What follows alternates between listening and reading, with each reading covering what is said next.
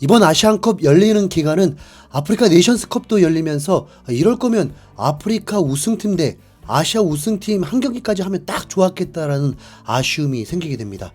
아시안컵은 의외로 많은 관심을 가지면서 인기가 갈수록 올라가고 있습니다. 애초에 한국과 일본의 독주 체제만 예상하면서 그냥 결승전만 기다리는 듯 보였지만 중국이 2경기 연속 무득점을 하면서 불을 지피게 되었고, 그 다음 일본이 이라크에게 충격패를 겪게 되면서 타오르게 하더니 이젠 한국이 요르단과 접전으로 무승부를 해버리면서 폭발하게 만들었습니다. 한국의 무승부는 찬물을 끼얹는 비난과 분노긴 하지만 어쨌든 대진이 완전 꼬이는 경우의 수가 작동하면서 아시안컵 관심도가 대폭 증가해버렸습니다. 지금 가장 큰 혼란은 과연 한국이 1위가 좋으냐 2위가 좋으냐의 열띤 대립이 만들어져 버렸습니다. 요르단을 이겼으면 그런 고민할 것도 아니고 그냥 일본과 붙으면 되는데 비겨버리면서 자력으로 1위도 어렵게 되었습니다.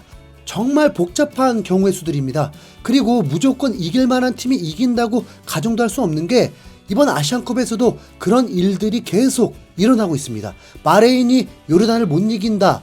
누가 단정할 수 있을까요?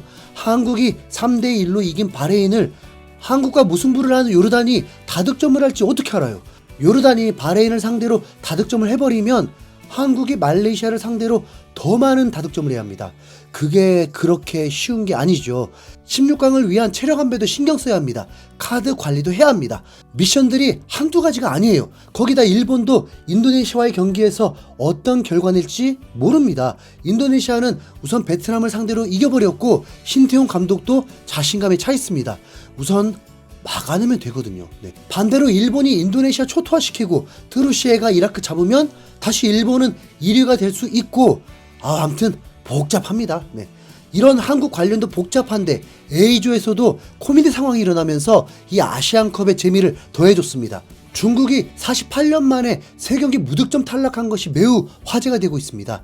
시작 때 네이션스컵 언급한 이유가 이 때문인데 아프리카는 이번 대회에서 3경기 무득점은 한 팀도 없습니다. 그런데 아시아에는 현재까지는 4팀입니다. 중국, 인도, 말레이시아, 키르기스탄.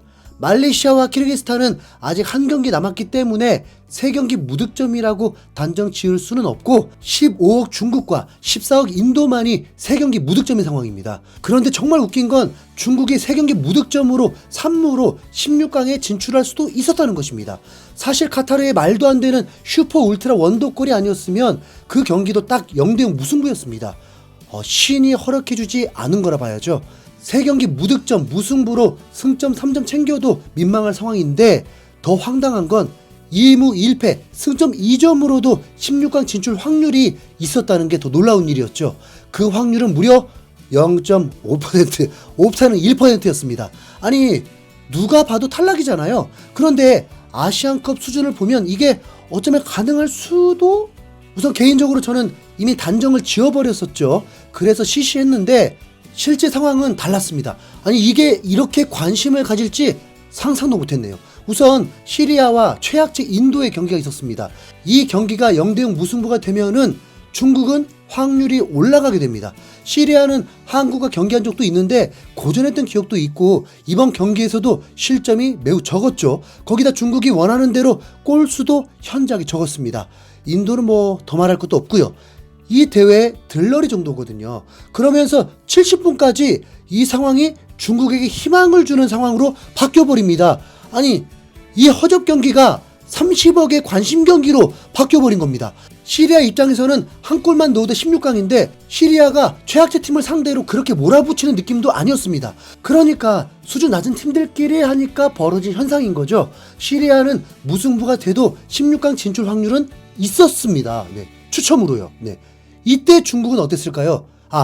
우선 선수들이 카타르를 떠나지를 못합니다. 왜냐하면 확정이 아니니까요. 발 동동 구르고 있죠. 솔직히 빨리 끝내주길 바라고 있었을 겁니다. 16강 가봤자 더 창피함만 당하니까 감독 한 사람만 빼고 그게 더 큰 고문이 됐을 텐데 시리아가 기어코 해방을 시켜줍니다. 후반 75분에 우측에서 전개된 볼이 박스 왼쪽에서 굴절되는 슈팅으로 골이 나온 것입니다. 더 황당한 건 시리아가 이렇게 기뻐할 줄은 몰랐습니다. 우선 경우의 수를 다 알고는 있었던 건 확실해 보입니다. 분명 경기는 매우 조심스럽게 살얼음판 걷듯이 경기했고 페어플레이 점수까지 감안한 옐로 카드를 안 받으려 신경 썼는데 골이 되는 순간 우통 까고 무슨 우승한 기쁨처럼 난리도 아니었습니다. 16강 확정이라는 세레머니였던 거죠. 비로소 중국의 탈락이 확정되었습니다. 약 20시간 이러지도 저러지도 못하는 고통이 끝나는 순간이었습니다. 그리고 어차피 0대0 무승부 됐어도 중국을 미워할 수밖에 없는 홍콩이 스스로 자폭하듯이 0대3 패배를 당했기 때문에 중국의 16강은 애초부터 불가능했던 게 맞습니다. 이 경기가 끝나고 나니 중국 대표팀 선수들은 곧장 전세기를 타고 베이징으로 돌아왔다고 합니다. 소우닷컴에서는 호텔비를 아끼게 됐다면서 비아냥거리기도 했습니다. 중국 대표팀이 베이징 다신공항을 통해 귀국할 예정이다. 2무 1패, 무득점이라는 기록은 수치스러울 지경인데 과연 팬들은 영웅들의 귀국을 환영할 것인가? 중국 대표팀은 춘절이 절정에 달하기 위해 서둘러 귀국할 수 있을 뿐만 아니라 시리아 덕분에 중국 축구협회도 호텔비 등을 절약할 수 있게 됐다. 그러면서 지금 중국 대표팀은 어떤 감독이 와도 바꿀 수가 없다. 중국 선수들의 수준이 이 정도다. 중국 축구는 지금 뿌리까지 썩어 있다. 중국 축구협회부터 슈퍼리그 각 구단, 지도자들, 선수들까지 마찬가지라고 비판했습니다. 이어서 중국 매체의 중신왕은 역대 최악의 축구 국가대표팀인 중국 빼고는 아시아팀 모두 발전하고 있다라면서 본국의 축구는 20년 전으로 쇠퇴하고 있고 베트남, 말레이시아 등 여러 팀들이 눈부신 발전과 함께 좋은 예선전을 보여줬다면서 불우한 눈치였고 중국의 스포츠 평론가 한차오성은 중국의 탈락 소식에 생방송 뉴스에서 대놓고 나는 30년 동안 축구 국가대표팀을 지켜봤다. 지난 20년간의 경영 시스템과 이념, 정책은 안팎이 모두 멍청하다. 중국 축구가 20년 가까이 후퇴한 셈이다. 모두가 그렇게 이야기하고 있다라면서 국영 방송에서 대놓고 자국민 축구팀을 까버린 겁니다. 이에 중국 현지 팬들의 반응도 참 재미있는데 아시안컵이 끝난 뒤 중국, 일본, 한국이 각각 상을 수상할 거야. 한국은 최우수 팀, 일본은 최우수 공격팀, 중국은 최우수 수비팀. 하하하, 단 1실점밖에 안 했거든.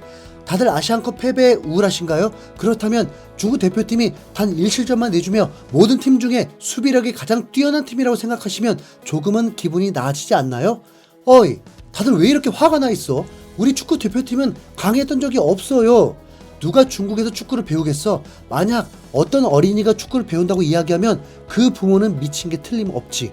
중국 축구가 쇠퇴했다고? 이미 제로인데 어떻게 더 떨어지나? 이번 아시안컵에 한 골도 못 넣었는데 다음 대회 출전이나 시켜줄까? 중국 대표팀은 FIFA 랭킹 200위 정도가 적당한 것 같은데 지면 정상이고 이기면 기적이고 기사의 첫 문단을 축구가 아닌 사회로 바꾸는 게 어때? 우리는 20년이나 퇴보한 사회에 살고 있지. 16강에 올라가길 바랬어? 잠이나 자라. 실망한 게 아니라 모두가 예상한 결과인데 나는 이런 상황이 너무 웃겨. 하하하. 한 골이라도 넣었어봐. 우리가 실망을 하냐? 아시안컵 중국 경기가 왜 그렇게 인기가 많은 거야? 나는 친구들에게 축구 국가대표 경기 관람에 대해 말할 필요를 못 느껴. 팬들은 이미 패배에 무감각해지고 익숙해졌어요. 걱정 마세요. 이 기사에 달린 댓글뿐만 아니라 커뮤니티에서 수많은 댓글들이 넘쳐났습니다. 당연히 15억이니까. 그래도 중국이 이렇게까지 인기가 있다면 16강까지는 좀 있어주는 게 좋았을 텐데 참 아쉽네요. 중국 짜이젠 이상 흰수염고래였습니다. 감사합니다.